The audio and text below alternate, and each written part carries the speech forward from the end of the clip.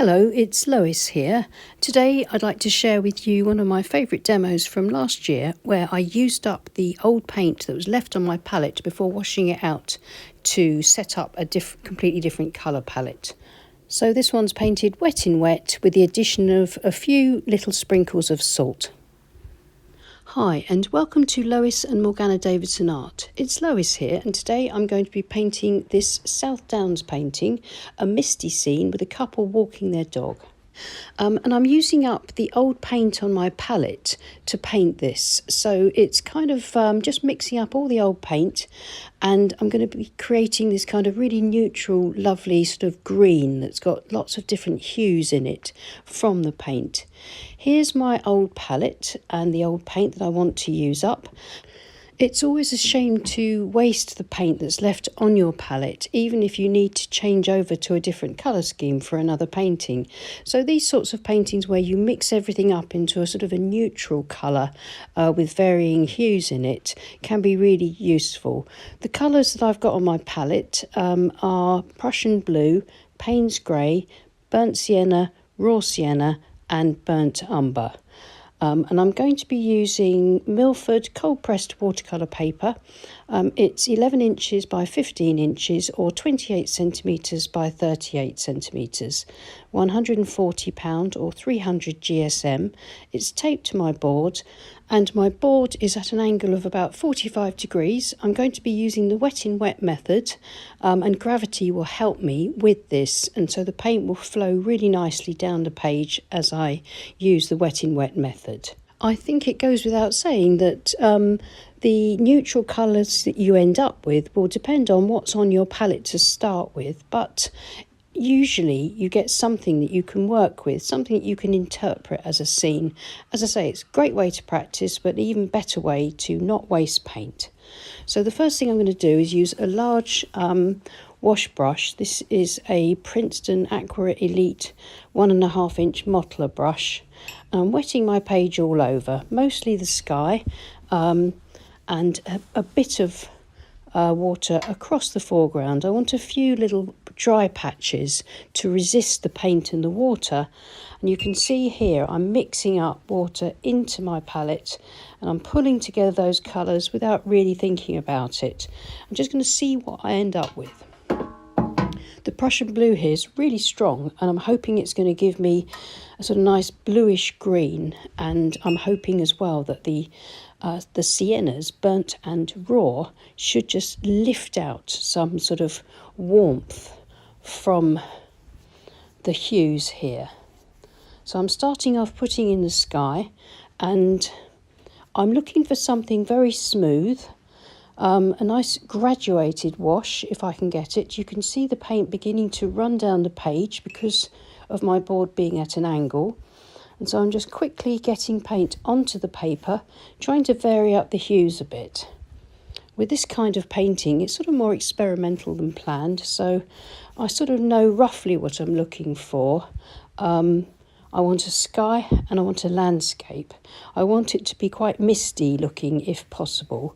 So I'm trying to get that kind of a base built without overdoing it and letting these colours work together and produce these lovely sort of different hued neutrals rather than allowing them to become too muddy. So the mostly horizontal brush strokes will keep the land looking fairly flat.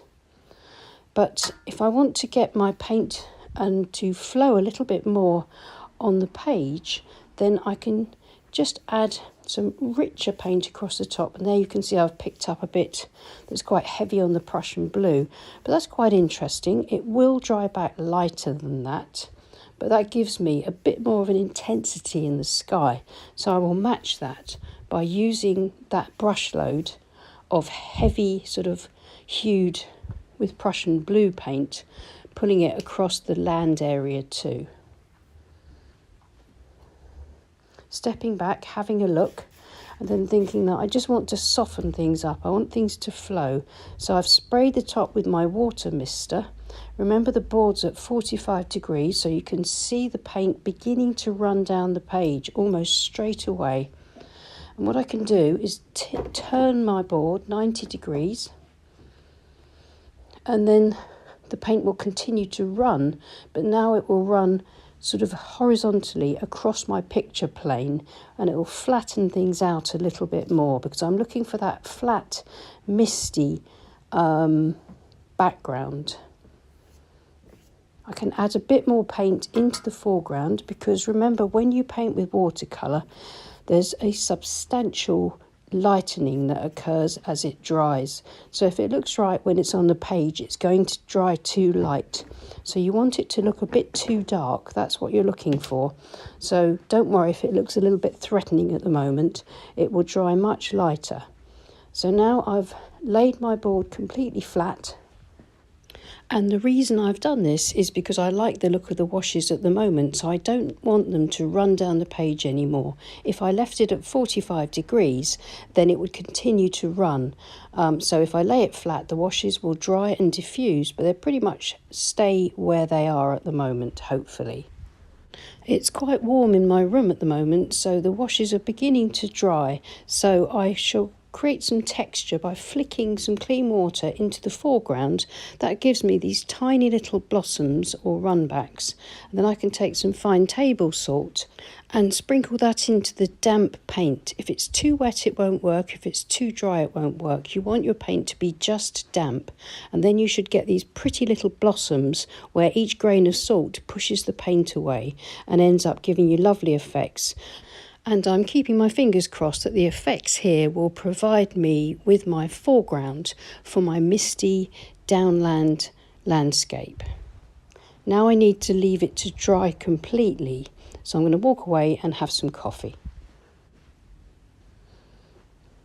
And here it is. I've brushed any remaining salt crystals off of the painting, and I'm really pleased with the sky, the mid-ground, the distant sort of horizon area, and the foreground is especially nice. It's just what I was looking for this very subtle impressionistic misty scene. So I'm going to now mix up a fairly rich mixture from what's left on my palette of the darker colours, just anything that I can mix together to make a dark, and using my small calligraphy brush, or you can use any small round, maybe a lining brush, but anything that's got a good point. And then I'm just going to paint in some impressionistic figures of a couple walking their dog along a sort of misty pathway. And one thing to note, when I paint these loose figures, I'm not trying to actually paint a person. I'm trying to paint shapes that just give the impression of that person. And to make it nice and easy for this painting, I'm painting them in silhouette. So the idea is that a sort of lumpy shape, sort of like this, ends up looking a bit like a coat. And if you can then just pull some legs down that look as if they're moving, so legs in slightly different position, and then you can sort of paint another person next to that person, sort of joined, so that it looks like a couple walking along sort of deep in conversation.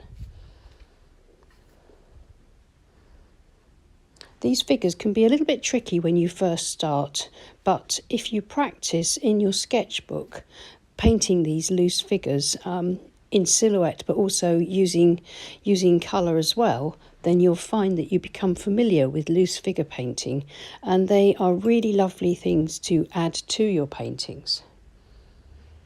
So that's the first person. I'm going to make the second person slightly taller,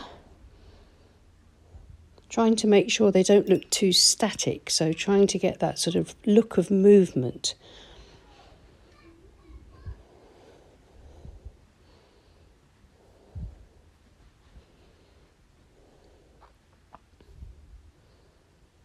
And because I'm painting with wet paint onto a dry painting now, I can take my time. I can stop and look back and make sure things are looking okay. And so that's the figures pretty much done. Maybe just to thicken up that edge a little bit. Then I'm going to take a damp small squirrel mop and brush it very lightly across underneath the legs and the feet. And then I can also then smudge it back a little bit, soften it back with my finger. And that's just to try and get the impression of losing the feet of the figures into the landscape, into the mist. And again, that gives even more of an impression of movement. And now a tiny dab with some tissue just into the heads, lifting out a little bit, and so you can see the faces look a little bit paler there now. So now moving on to the dog, and remember I'm going to be painting a shape that just gives the impression of a dog. So really it's just going to be a blob with a couple of sort of suggestions of legs, maybe the suggestion of a tail held high as dogs often do, and its head sort of down sniffing as it walks along the path. And that can just be conveyed, as I say, with a couple of very simple marks. I think one of the reasons why painting figures and animals can be quite intimidating, especially when you're just starting to paint, is you think you have to be good at painting these figures in great detail, but really it's just learning to find sort of mark making skills that enable you just to suggest the people and suggest the dogs and the animals, that sort of thing. So now I'm going to finish the painting with the impression of a fence just along the edge of the downland field where the couple are walking their dog. And I'm using the tips of the flat brush, again dipping into that same neutral, making some of my fence posts lean very slightly, putting a couple together close to each other.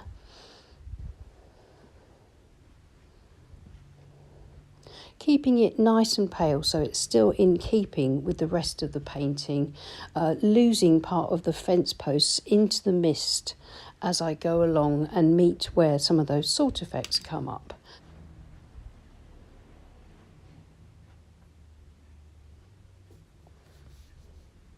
And then to complete the illusion of the fence, just painting in some wires very lightly with my small calligraphy brush. I just want them to be quite sort of hit and miss, not too exact. Just going to be sort of lost and found wires here. So in some places you'll be able to see them, in others you won't. And I think that lost and found feature of edges and features like the wire and the fence is what helps to make this impressionistic painting convincing. And that's it, finished, I think. I'm going to take off the tape, pulling the tape away from the painting so that if it catches on the paper, it won't tear the painting itself. And then I can have a look and see how it looks with its clean white border. And that sometimes sort of shows me if I need to add anything else to the painting. But for this simple exercise in just using up the paint left on my palette, I'm really pleased with this. I think I just need to put maybe a few little slightly darker touches into the figures where they've dried back a bit paler, just so they really do stand out against that bit of dry brush that I've got in the background, which kind of gives us that impression of the fields beyond. Well, I hope you enjoyed that as much as I've enjoyed painting it. It's turned out really well. I have had so many misty walks across the South Downs that look just like this. So I'm really pleased how just using up the paint on my palette has given me this lovely impressionistic scene.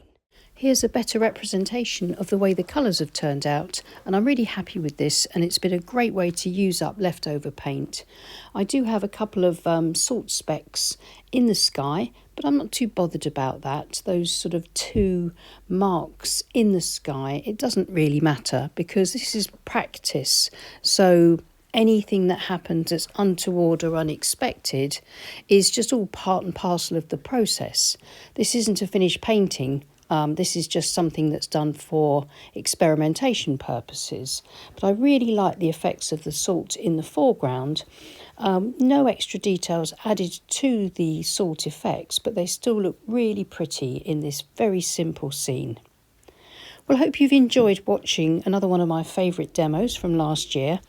And I hope you'll give something like this a go. No matter what colours you end up with on your palette at the end of a painting, you can still use them to paint something atmospheric and interesting and to learn a lot from it.